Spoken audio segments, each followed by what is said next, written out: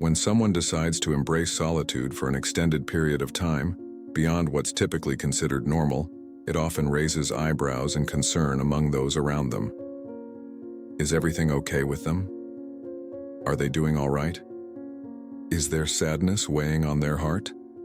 We then encourage this person to get out there, to connect and engage with others. Being social is in our nature, we proclaim, or even, no matter what, don't give in to isolation. It could do you harm. However, these pieces of advice often seem to fall on deaf ears. The individual in question remains aloof, seemingly uninterested in making friends or forming connections. She simply yearns for the quietude of solitude. Choosing to isolate oneself socially is a complex issue. I speak from experience, as I have lived, and to some extent still live, this reality. Understand that from my perspective, social isolation is not always something that is imposed upon us. In many situations, it is a conscious choice. A retreat from the complexities of social interaction, a decision to disconnect, to step back from the fray, to opt out, at least for a while. I openly acknowledge that this approach may not always be the healthiest, even though this self-imposed isolation can provide a retreat to the safe confines of one's private space. It also robs us of the rich experiences that come with human interaction. It's a withdrawal from the outside world, a deep dive into our own inner universe. Before we jump in, don't forget to hit the subscribe button and give this video a thumbs up so it can reach more folks. Let's get started. Embracing Stoic principles, we might add. In this journey of introspection, we find a Stoic opportunity, the chance to reflect and cultivate our inner resilience. Stoicism teaches us that it's not external events that disturb our peace, but rather our judgments about them. So even in solitude, we hold the power to maintain our calm and balance. However, it's crucial to also remember that Stoic wisdom values balance and acknowledges the significance of human relationships for our personal growth and well-being. Therefore, while solitude can serve as a sanctuary and a fertile ground for self-discovery, we shouldn't entirely turn our backs on the world around us and the lessons that human interactions can offer. This has the potential to expose someone to psychological distortions, feelings of bitterness, misconceptions about the outside world, and toxic, polarized online environments. Nevertheless, I understand that social isolation can be interpreted not just as a reflection of current times, but also as an intrinsic aspect of the human experience. So what drives so many people to choose solitude and isolation? What's the logic behind these choices? And is there a way to address this phenomenon? This video aims to explore social isolation, highlighting that loneliness is not always involuntary. Often, it is a conscious choice. The dynamics of social isolation. It's crucial to clarify that social isolation and loneliness are distinct concepts and should not be confused. It's entirely possible to be isolated without feeling lonely, finding contentment in one's own company. On the flip side, we can be in the midst of a crowd, have numerous friends and social connections, and still feel lonely. However, it is common for social isolation to eventually lead to loneliness due to the lack of social interactions. We can assert that social isolation is an objective circumstance, manifesting in various forms and intensities, whereas loneliness is a subjective experience. Thus, some people experiencing social isolation rarely feel lonely, while others frequently feel the pangs of loneliness. However, this doesn't exempt those who are isolated but don't feel lonely from facing other challenges. They might be grappling with underlying issues that incline them to shy away from social interactions. Take, for example, schizoid personality disorder, characterized by a lack of interest in social interactions and a strong preference for solitude. However, individuals with this disorder often also lack experiences of pleasure or joy. I myself have lived through several periods of what I would call semi-social isolation. I use semi to emphasize that I've never been completely on the fringes of social interactions. In today's digital age, total social isolation has become a rarity since we have the ability to interact with others online, even if these interactions are superficial and occur in a virtual space rather than face-to-face. So, as we delve into social isolation in this video, my primary focus is on semi-social isolation. Adopting a Stoic perspective. Stoicism, a philosophy that advocates for internal control and acceptance of the natural order of things, teaches us to find balance and serenity, regardless of external circumstances. Thus, even in the face of social isolation, we can seek internal tranquility, cultivating our mental and emotional strength. However, Stoic wisdom also reminds us of the importance of social relationships, encouraging us to find a healthy balance between time spent alone and time dedicated to social interactions. It's crucial to recognize and address our internal needs, while also remaining open to the riches and learning opportunities that human relationships have to offer. Even with a few friends always around and the constant presence of my 4 siblings, mom, stepdad, and other relatives, there were times when interactions with them were sparse while I lived alone in my apartment. Furthermore, I didn't feel a particular interest in establishing connections with strangers online. The intervals without human contact stretched when I decided to quit my regular job and dedicate myself full-time to content creation at some point in 2019. And with the onset of the plague in 2020, I spent weeks without seeing another person. Reflecting on these periods, I recognized that I felt lonely and isolated, but it didn't always bother me. Interestingly, now that things are back to normal, I find myself missing those days of government-imposed isolation, despite the moments of loneliness. That phase also brought me an unprecedented comfort and a temporary break from the demands of the outside world. I had already experienced a certain relief from leaving the office routine, but the forced isolation took that feeling to another level, freeing me from unwanted social commitments, such as parties I'd rather not attend. The plague served as the perfect excuse to distance myself completely from people. The cancellations of weddings and birthday parties, although sad for those involved, were music to my ears. However, there were days when I deeply missed social interaction, and the weight of loneliness began to press heavily, a back and forth between desire and aversion, quite in the Stoic style. I wonder what Epictetus would say if I had shared my feelings at his lectures. Still, I acknowledge my humanity and continue to reflect on those days, weighing how beneficial or harmful they were.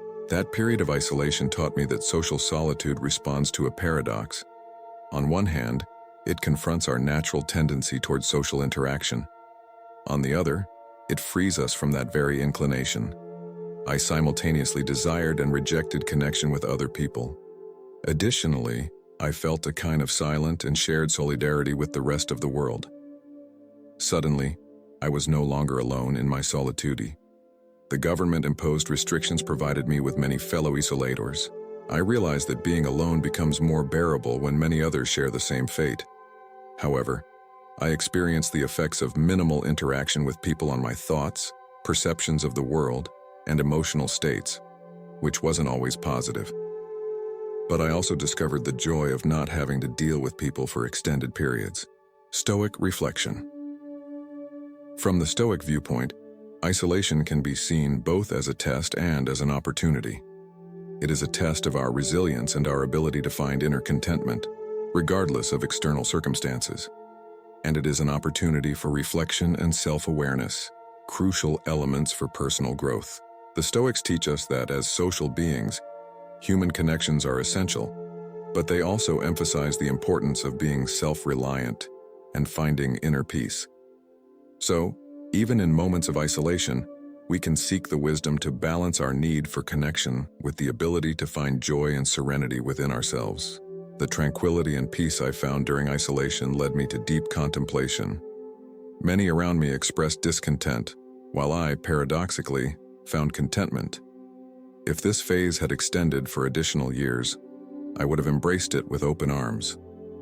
And then, a question echoed in my mind.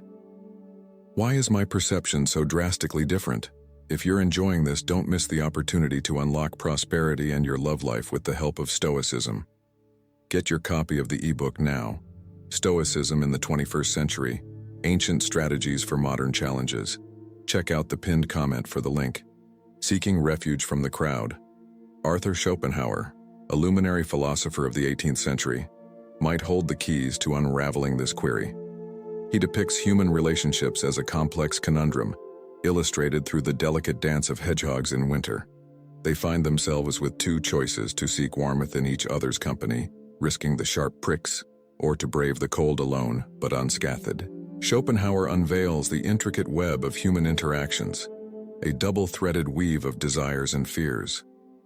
We ardently crave communion, yet we are often wounded in its pursuit. For some, the dark side of social relations overshadows its benefits, prompting them to seek refuge in solitude. This Schopenhauer dilemma deeply resonates with my adult journey. I recognize that my desire for solitude is not solely born from a preference for solitude. It is also a shield forged from past wounds. While my introverted nature grants me peace in solitude, I was once a sociable spirit, albeit with the constant presence of intoxicating substances, now less frequently. The inexorable role of time and the changes it brings cannot be ignored. However, these are not the sole architects of my transformation. In this reflection, I, like a Stoic tale, find beauty in acceptance, strength in vulnerability, and wisdom in experience. Life, in its duality, is a dance with hedgehogs, where the search for balance between connection and protection reveals itself as the true path to inner peace. And I am not alone on this journey to find refuge in solitude, driven by past wounds inflicted by human interactions. Recently, during a cultural immersion in Asia, I dedicated myself to reading the semi-autobiographical works Post Office and Ham on Rye by Bukowski, which explore the vicissitudes of the protagonist Henry Chinaski's life. Chinaski often feels out of sync with the world around him, wrapped up in a deep sense of alienation. This isolation partly stems from the drudgery of his job and his nonconformist spirit, but also from the rejection and marginalization he experiences in his environment. He embodies the stereotype of the lone wolf, and he turns to alcohol not just as a salve for his emotional wounds, but also as a way to ease his social interactions, a reality that I personally relate to very strongly. Bukowski, notorious for his love of solitude, maintained a close-knit circle of friends and found joy in moments of introspection, dedicated to reading and writing. When confronted about his seeming misanthropy, he clarified, "I don't hate them. I just prefer my own company." Traumas and social exclusion are undoubtedly powerful drivers behind the pursuit of solitude, but other factors play a role in this phenomenon as well. A fascinating example of this can be observed in Japan, where a growing segment of the male population, referred to as hikikomori, which translates to reclusion, chooses to withdraw from society and live in isolation. Having spent nearly 2 months in Japan not too long ago, I was able to glimpse the reasons that might lead someone to choose the path of social isolation. The country presents itself as an almost utopian setting, marked by safety, order, beauty, and an almost poetic harmony in its daily operations, from the movement on the streets to the public transportation system. However, reflecting on Japanese culture, I realized that the predominant hierarchical structure and the difficulty in establishing genuine connections, exacerbated by the language barrier, contribute to an environment of intense social pressure. Japanese society sets high expectations demanding full participation, career advancement, and family formation, and the paths to achieve these successes are strictly defined. Young Japanese people, after completing their university education, are compelled to immediately enter the workforce, often remaining in the same job for their entire lives. The workday is grueling, and companies demand an almost absolute dedication, including significant personal sacrifices. This reality leads us to reflect on the phenomenon of social isolation. The hikikomori can be categorized into 2 distinct groups. The first group, part of the so-called lost generation, was hit by the economic crisis of Japan's lost decade, failing to meet social expectations and consequently seeking refuge in solitude, often motivated by shame. The second group, made up of younger generations, despite having opportunities to meet social standards, chooses to distance themselves, unable to cope with the comprehensive demands of society and seeking to escape its pressures. While the majority of hikikomori live with their parents, some manage to work independently and live on their own. They live reclusively, with no social contact, resembling contemporary hermits, hiding not so much from the world, but from the people who inhabit it. Looking at the long tradition of hermetism in human history, from the Desert Fathers to the Taoist sages, we realize that solitude, as a lifestyle choice, is not an alien phenomenon. Some of us, paradoxically to the supposed human need for socialization, find in solitude a path to a full and sometimes superior life. The ancient Stoics, despite their cosmopolitanism and valuing participation in public life, also recognized the value and naturalness of solitary experience. Epictetus reminds us of the importance of being self-sufficient and finding companionship within ourselves. But what about when solitude becomes a negative experience? I myself have experienced moments of solitude accompanied by depressive symptoms. During the plague, the prolonged absence of human contact began to weigh on me, reminding me that despite all my efforts, I am not a sage immune to the vicissitudes of human existence. The quest for balance between the need for social interaction and the appreciation of solitude is a personal and complex journey. Like you, many people find that, despite valuing moments of solitude, they cannot completely neglect the need for social connection. Excessive solitude can lead to a spiral of negative thoughts, underscoring the importance of maintaining a healthy balance. Prolonged social isolation can indeed have adverse effects on both mental and physical health. The absence of social interactions can lead to feelings of depression, anxiety, and a general decrease in well-being. Paradoxically, even those moments that once seemed tedious or stressful, such as work meetings, may start to be missed. While there are individuals who thrive in solitude, such as the hermits you mentioned, these are exceptions, and often these people have spiritual or philosophical beliefs that enrich their lives and provide a sense of purpose and connection, even in the absence of regular social interactions. For most people, finding a balance between solitude and socialization is essential. Solitude can provide space for reflection, personal growth, and rejuvenation, while social interactions provide support, perspective, and emotional fulfillment. Recognizing one's own needs and seeking healthy ways to satisfy them is crucial for maintaining overall well-being and a balanced life. How are you managing this balance currently? Are there specific activities or strategies that you have found helpful in maintaining good mental and emotional health while dealing with loneliness? You're really diving deep into the delicate balance between solitude and social interaction. It's clear that you've got a solid grasp on the complexities at play here. Digging into why you might be seeking solitude is definitely a smart move. Understanding whether your motivations are positive, like chasing creativity and self-reflection, or perhaps more negative, such as dodging social anxieties or painful memories, can really clear things up and help guide your decisions on when and how to seek out others' company. Schopenhauer's idea, suggesting that good manners and etiquette should be used to interact with others while keeping them at arm's length, is certainly an intriguing approach. But as you pointed out, it's not without its flaws, especially when it comes to fulfilling our human need for genuine and warm connections. Just remember, finding that sweet spot between alone time and socializing is key, and understanding your own motivations for solitude can play a big part in striking the right balance. Being picky and creative in social interactions is definitely a wise strategy. Carefully choosing who you spend time with and seeking out meaningful and enriching interactions can indeed lead to more positive and satisfying social experiences.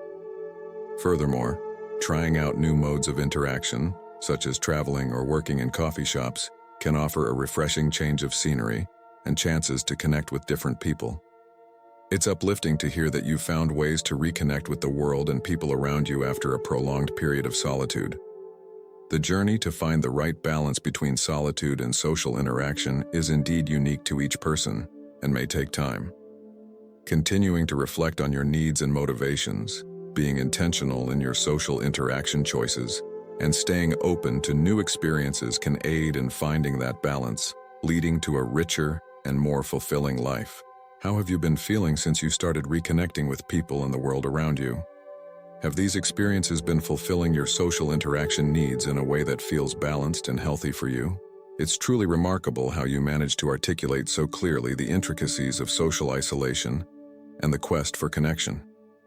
Your journey and reflections are echoed by many, particularly in recent times when isolation has become a widespread experience due to the plague. You've hit a critical point. the need for balance and the realization that there's no one-size-fits-all solution. Social interaction needs vary greatly from one individual to another, and even within a single person, these needs can shift over time. It's uplifting to see how you've leveraged the opportunities presented by your profession to strike this balance, traveling and working in diverse settings, as well as seeking online engagements. Libraries and coffee shops, for instance, provide a communal setting without the demand for constant interaction, which might be the sweet spot for someone striving to find a middle ground between solitude and social engagement. The internet has indeed unlocked a whole new realm of possibilities for social interaction, offering a platform to connect with others even when physically alone. As you pointed out, while it doesn't fully replace face-to-face interactions, it certainly plays a significant role in meeting the social needs of many. Your concluding reflection, encouraging others to share their own experiences and feelings about loneliness and social interaction, is a potent way to foster community and a sense of belonging, even in a virtual space. Loneliness and the pursuit of connection are universal experiences, and sharing these experiences can be a valuable means of finding support, understanding, and perhaps innovative solutions to the conundrum of social isolation. If you're up for it, I would be delighted to continue this conversation and delve deeper into your experiences and thoughts on this vital topic in the comments section. Wishing everyone peace and blessings from the Creator.